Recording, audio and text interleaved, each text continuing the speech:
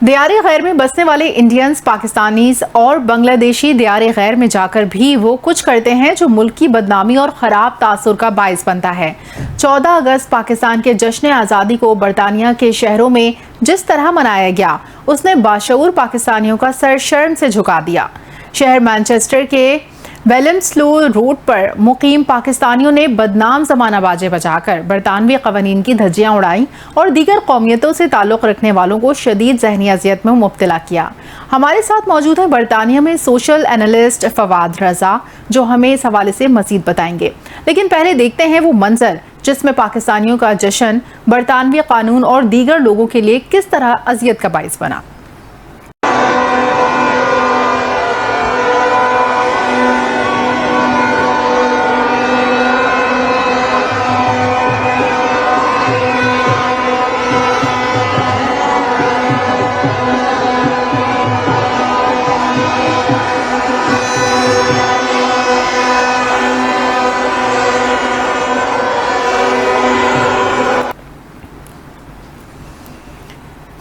اس حوالے سے ہم بات کریں گے سوشل اینالسٹ فواد رضا سے۔ جی فواد، بتائیے گا برطانیہ میں رہنے والے پاکستانیوں کے طور طریقے کیا ہیں اور یہ اپنے ان رہن سہن میں کس طرف جا رہے ہیں، اور آپ کا کیا تجزیہ اس حوالے سے؟ 14 اگست ہو یا عید کی چاند رات، جہاں جہاں پاکستانی کمیونٹی آباد ہے، چاہے وہ ایسٹ لنڈن کا علاقہ گرین اسٹریٹ ہو یا الفرڈ لین، مانچسٹر کا علاقہ ویمسلو اسٹریٹ ہو، برمنگم ہو، بلیک پول ہو، ساؤتھ ہال ہو، جہاں پہ بھی پاکستانی آباد ہے، اور صرف پاکستانی نہیں، جہاں بھی ہندوستانی اور بنگلہ دیشی آباد ہے، اور 15 اگست کا موقع ہو یا کوئی اور تہوار ہو، تو آپ کو ایسے ہی مناظر نظر آتے ہیں جیسا کہ اس ویڈیو میں نظر آ رہے ہیں۔ اچھا، ہم بطور پاکستانی یا بطور ہندوستانی اس پہ بہت فخر کرتے ہیں کہ ہم اپنے طور طریقوں کو برطانیہ میں رائج کرنے میں کامیاب ہو گئے، لیکن اس کا ایک امپیکٹ ہے، وہ انتہائی منفی امپیکٹ ہے۔ ہم میں سے اکثر افراد یہاں کی جو مقامی انگلش کمیونٹی ہے یا برٹش کمیونٹی ہے، جو کہ یہاں کے مقامی لوگ ہیں، ان میں کھلنا ملنا پسند نہیں کرتے، اپنی ہی کمیونٹیز کے درمیان رہتے ہیں۔ حد یہ ہے کہ ہم اپنے بچوں کے لیے اسکول بھی وہ ڈھونڈتے ہیں جہاں پہ پاکستانی اور ہندوستانی بچے پڑھتے ہوں۔ ہم علاقہ بھی رہنے کے لیے وہ پسند کرتے ہیں جہاں پہ ہمیں اپنے مقامی کھانے اور دیگر چیزیں بآسانی دستیاب ہوں۔ لیکن اس کا ایک انتہائی منفی امپیکٹ ہے۔ اگر آپ کی رسائی ہو اور آپ کبھی گرین اسٹریٹ کا وزٹ کریں یا الفرڈ لین جائیں یا ویمسلو روڈ جائیں، تو آپ کو یہ علاقے برطانیہ کے پسماندہ ترین علاقے نظر آئیں گے۔ یہ ایسے علاقے ہیں جہاں پہ آپ کو گورا ڈھونڈنے سے نہیں ملتا، ہر طرف آپ کو دیسی چہرے نظر آئیں گے، پاکستانی، انڈین، بنگالی، افریقی چہرے۔ اور جو یہاں کی مقامی آبادی ہے وہ ان علاقوں کو انتہائی برا سمجھتی ہے، انتہائی متنازع سمجھتی ہے، اور اس کی وجوہات ہیں۔ یہ وہ علاقے ہیں جہاں پہ ٹریفک وائلیشنز ہوتی ہیں، جہاں پہ صفائی کا خیال نہیں رکھا جاتا، جہاں پہ لوگ سڑک عبور کرتے ہوئے ٹریفک قوانین کا خیال نہیں رکھتے، پیدل چلنے والے جو ہے سڑک کو اور فٹ پاتھ میں فرق نہیں سمجھتے، وہ بالکل ان علاقوں میں ویسے ہی رہ رہے ہوتے ہیں جیسے وہ اپنے اپنے ملکوں میں رہا کرتے ہیں۔ ان علاقوں کی وجہ سے پاکستانی کمیونٹی اور جو ہندوستانی کمیونٹی ہے وہ یہاں کی مقامی برٹش کمیونٹی کی نظر میں ایک انتہائی تہذیب سے گری ہوئی قوم سمجھی جاتی ہیں ان رویوں کی وجہ سے۔ اب یہ جو ویڈیو آپ دیکھ رہے ہیں، اس میں رات کے 12 بجے کا وقت ہے اور پاکستان کے مشہور زمانہ باجے بلند آواز میں بجائے جا رہے ہیں۔ حالانکہ یہ وہ ملک ہے جہاں پہ مندر کے گھنٹے نہیں بجتے، یہاں پہ چرچ کی گھنٹیاں نہیں بجتی، یہاں پہ اذان نہیں دی جاتی، صرف اس لیے کہ نوائز پولوشن ہوتی ہے۔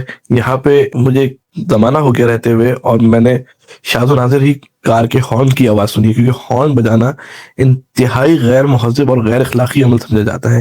حد یہ ہے کہ رات میں ایک مخصوص وقت کے بعد آپ اپنے گھر کی واشنگ مشین نہیں چلا سکتے کہ اس کی آواز آپ کے پڑوسی کے گھر میں ارتعاش پیدا کرے گی اور اس کی نیند میں خلل پیدا ہوگا۔ تو ایک ایسے پرسکون معاشرے کے اندر جب آپ اس طرح کی حرکتیں کریں گے، دیکھیں ایک مشہور کہاوت ہے کہ چین میں وہی کرو جو چینی کرتے ہیں، یا روم میں وہی کرو جو رومن کرتے ہیں۔ تو بے شک آپ اپنے مذہب کو، اپنے کلچر کو لے کر آئے، لیکن اپنے کلچر کی اچھی چیزیں پیش کریں۔ مقامی لوگ بہت انٹرسٹ لیتے ہیں ان کے اندر، آپ کے فیسٹیولز میں بھی آتے ہیں، وہ شریک ہوتے ہیں اور جاننا چاہتے ہیں کہ ایشیا کے اندر کس طرح کے تہوار ہیں، کس طرح کے رسم و رواج ہیں۔ لیکن اگر آپ ایسی چیزیں کریں گے جو خود آپ کے ملکوں کے بھی تہذیب یافتہ افراد پسند نہیں کرتے، اب یہ باجے جو ہیں، کیا پاکستان میں کوئی بھی ذی شعور شخص انہیں پسند کرتا ہے؟ کوئی بھی پڑھا لکھا معزز انسان اپنے بچوں کو یہ باجے دلاتا ہے؟ لیکن آپ برطانیہ میں رہتے ہوئے یہاں کے، اور دلچسپ بات یہ ہے کہ یہ جتنے باجے بجا رہے ہیں نا، ان میں سے یا تو انٹرنیشنل اسٹوڈنٹ ہے یہ جو یہاں پہ اعلیٰ ترین ڈگریاں حاصل کرنے کے لیے آئے ہوئے ہیں، یا وہ لوگ ہیں جن کے والدین یہاں پہ ہجرت کر کے آئے تھے اور اب یہ سب سیٹلڈ ہے اور ماشاءاللہ اچھی جابس کر رہے ہیں، اچھے کاروبار چلا رہے ہیں، لیکن کام آپ ان کے چیک کریں تو ایک چیز بطور خاص سمجھنے کی ہے کہ آپ دنیا میں کہیں بھی رہیں، آپ اپنے ملک کی، اپنے قوم کی، اپنے مذہب کی شناخت ہے. آپ کو دیکھ کے کہا جائے گا کہ پاکستانی ایسے ہوتے ہیں، مسلمز ایسے ہوتے ہیں، ہندوستانی ایسے ہوتے ہیں، ہندو ایسے ہوتے ہیں. آپ اپنے ملک کا، اپنے مذہب کا، اپنی تہذیب کا چہرہ ہیں، اور معذرت کے ساتھ ہماری ایشیائی کمیونٹیز اپنے اس چہرے کو بری طرح مسخ کر رہی ہیں اور اس میں فخر بھی محسوس کرتے ہیں. ان کو لگتا ہے کہ انہوں نے کوئی ایسا کام انجام دیا ہے قانون توڑ کے جو کہ بہت ہی بڑا کارنامہ ہے، حالانکہ یہ وہ اقوام ہیں جو قانون کی بالادستی پہ یقین رکھتی ہیں، یہ قانون پر عمل کرنے میں فخر محسوس کرتی ہیں. تو جب آپ اس طرح کی حرکتیں کرتے ہیں تو پھر آپ آئسولیٹ ہوتے ہیں، آپ کو جو ہے وہ جاب دیتے ہوئے یہ لوگ تردد کرتے ہیں، آپ کے ساتھ کاروبار کرتے ہوئے گھبراتے ہیں، آپ کے ساتھ میل جول رکھتے ہوئے گھبراتے ہیں. اس وقت آپ شکایت کرتے ہیں کہ یا یہ گورے ریسسٹ ہوتے ہیں اور یہ ہمیں جو ہے وہ اچھا نہیں سمجھتے، اپنے برابر کا شہری نہیں سمجھتے، یا یہ ہمیں کوئی، اگر ہم اہل پنجاب کی زبانی کہیں تو وہ کوئی ہمیں یہ چوڑا یا کمی کمین سمجھتے. تو اگر وہ آپ کو اس طرح کا سمجھتے ہیں تو آپ اپنی اداؤں پہ خود بھی تو غور کریں کہ آپ خود کیا کر رہے ہیں. فواد، برطانوی پارلیمنٹ میں پاکستانی سیاستدان بھی ہیں، تو ان کا کردار کیا ہے اس حوالے سے؟ وہ کیوں پاکستانیوں کی شعوری بیداری کے لیے آگے نہیں آ رہے؟ اور اس کے علاوہ ہم دیکھتے ہیں کہ وہاں پر جو مساجد ہیں وہ بھی قائم ہیں، تو مساجد سے تربیت کا اہتمام کیوں نہیں کیا جاتا؟ جی افشین، بہت اچھا سوال ہے آپ کا. اور جو پارلیمنٹ میں موجود پاکستانی یا ہندوستان سے موجود لوگ ہیں ان کے لیے بہرحال بڑے چیلنجز ہوتے ہیں. ان کو امیگریشن سے متعلق معاملات دیکھنے ہوتے ہیں، ان کو یہاں کے سماج میں انٹیلیجنس سے متعلق معاملات دیکھنے ہوتے ہیں. جیسے کہ ابھی کزن میرج پہ بین کی بات ہو رہی ہے، ٹھیک ہے، تو پاکستان اور مسلم ممالک سے تعلق رکھنے والے پارلیمنٹریز تو ابھی اس طرح کے موضوعات پہ بزی ہیں. ہاں، مساجد کی طرف سے ہمیشہ اس طرح کے معاملات میں انتہائی مثبت رول دیکھنے میں آتا ہے، چاہے اس طرح کے لا اینڈ آرڈر سے ریلیٹڈ معاملات ہوں یا بعض مرتبہ جو ہے یہاں پہ ہندو مسلم فسادات ہو جاتے ہیں. ہندو مسلم فسادات سے متعلق مطلب کہ پاکستان اور انڈیا کے میں جب تناؤ کا معاملہ ہوتا ہے، جیسا کہ ابھی ہم نے پچھلے مہینے میں دیکھا ہم نے کہ جب تناؤ ہوا تو یہاں پہ بھی کہتے ہیں لوگوں میں تناؤ کی کیفیت تھی. تو ایسے موقع پہ مساجد ہمیشہ سے بہت اچھا کردار ادا کرتی آئی ہیں. وہاں سے جو ہے وہ کمیونٹی کے لیے مسلسل گائیڈ لائنز جاری کی جاتی ہیں، مقامی انتظامیہ کی مدد کی جاتی ہے، اور یہ ایک اچھا کردار ان کا ہوتا ہے بہرحال. لیکن کیونکہ ایک فری کنٹری ہے، قانون ہر شخص کو اس کے اپنی مرضی سے جینے کی آزادی دیتا ہے جب تک قانون نہیں ٹوٹ رہا.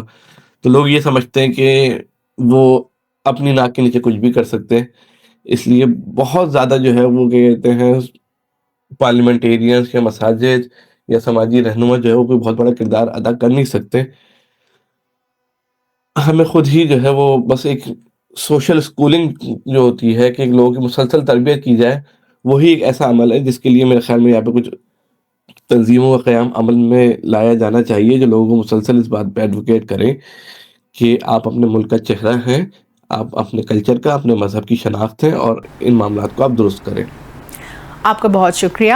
فواد رضا، سوشل اینالسٹ، CCN کو اپنا قیمتی تجزیہ پیش کر رہے تھے.